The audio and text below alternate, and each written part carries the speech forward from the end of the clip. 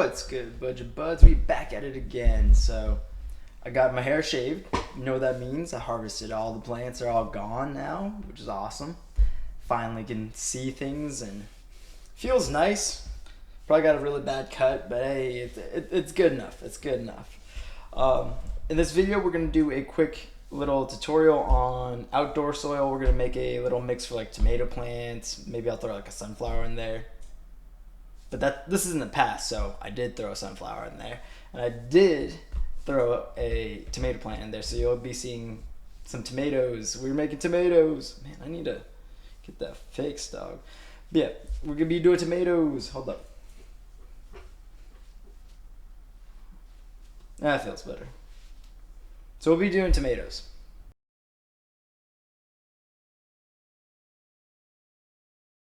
I'll do a quick video showing you how I do my potting mixes and how I do seed starters. I grab any mix that you can find, like Miracle Grow, Burpee, whatever you can really find, honestly. Whatever's the cheapest for you is usually what I use. So when you're getting a potting mix from anywhere, one of the most important things to look at is the guaranteed analysis. When we look at the guaranteed analysis, you can see there is total nitrogen, available phosphate, and soluble potash. So that's your N, P, and your K. And it's nice to know the amounts. This is the guaranteed minimum. So whenever they say guaranteed analysis, it means that there could be more of this, but not less. So they're in perfect balance, which would be like a 4-4-4, or like a perfect even balance, which is great for most plants because you want a variety of nutrients for a variety of plants. Let's say you're looking at a sunflower, which is a little bit sad because we didn't feed her right off the bat. We just used potting mix, and flowers are actually pretty voracious feeders. They eat quite a bit. So it's nice to have some potassium and some phosphorus rather than just nitrogen. Because before we were feeding most of these just CalMag, which is a 200, which means it's 2% nitrogen. Wow. I took these out and I let them chill in the sun. They hate the sun. These leaves are all droopy now that I left them out in the sun a little bit. Probably going to have to bring them back inside. Yep.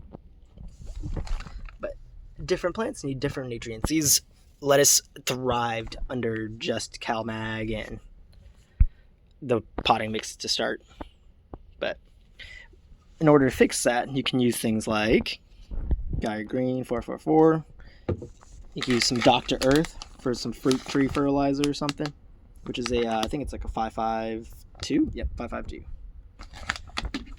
But I'm gonna bring these little lettuces back in. They got a little too hot out here.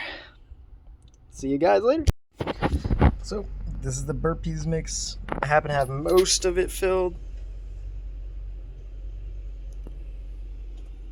So I'm probably gonna just do a little top dress amending and water it in rather than doing a whole mix. I might toss a little bit of perlite in there just to add a little bit of aeration.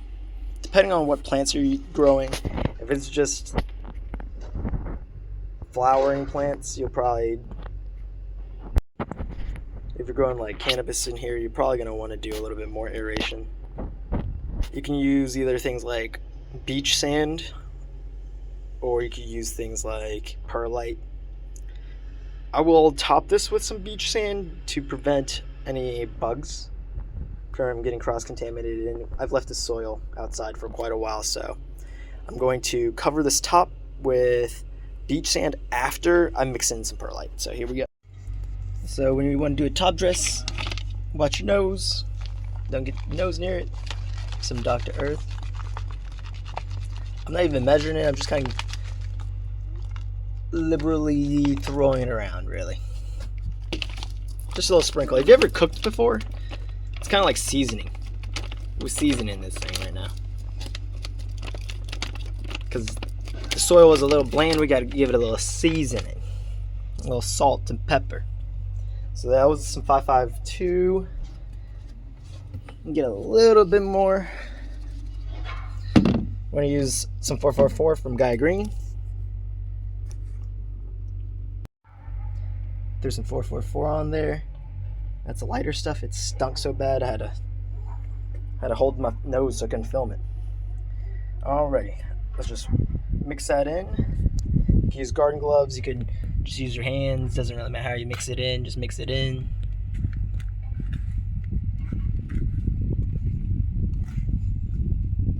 If there's nutrients in the soil, the plants will find it.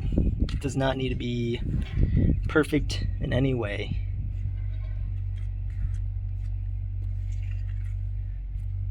As long as it's covered is the main thing. So now that it's covered, there's soil that's wet on top and any microbes and whatnots. So a lot of times I use these because it comes with beneficial microbes and mycorrhizae. It's not necessary, but it's nice to have something helping you break down those nutrients, because there's like naturally like a bunch of bacteria and other microbes everywhere. Like you just breathe, walk outside, and you're covered in microbes. There we are. I'm just gonna give her a little bit of water and spin it to win it. Spin it to win it.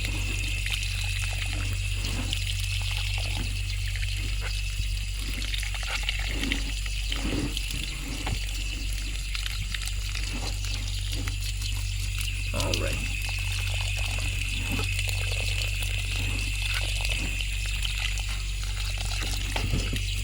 All right, cool. Do one full rotation, we're Gucci, and then we're out. All right, so we got the perlite in, nice and airy now. We're gonna add a little bit of beach sand, and this is mainly for the top layer. We can use this to prevent buggies. Bugs don't like a dry area, so they can't really breed in it, making the whole top layer of the soil unusable for them. We want to use this beach sand for the calcium and the silicate that's in there, and other little tiny little seashells and particles that will break down over time. This takes a very, very long time, so if your plant's already flowering or already in veg, this ain't gonna help. But if you're mixing your soil before you've even germinated, this is the move. This is the move. Get yourself some beach sand. If you look at, there's a video recently made, I forgot the YouTube channel. I'll link it, but he has a soil test with the Black Gold, Miracle Grow, their own mix, and a bunch of other stuff. The one that did the best was Black Gold. The YouTube channel that I'm talking about is Epic Gardening. I'll put a link in the description for you guys. It's actually really good for plants, and people don't use sand enough. Yes, like water runs right through it, but that's kind of the point. It's great and airy. Doesn't hold on to nutrients, but you don't want to use that as your primary medium. You want to use it as a supplement to your medium, like cocoa. Well, I'm gonna dump some of this on for you guys. Oh, I forgot to re-record, but I just poured some sand on the top. Did a little seasoning for you. A little seasoning over here. Just a little like that. I leave a little spot in the middle for what I'm trying to plant. That's it. Easy as peasy as pie. This pot is ready to go.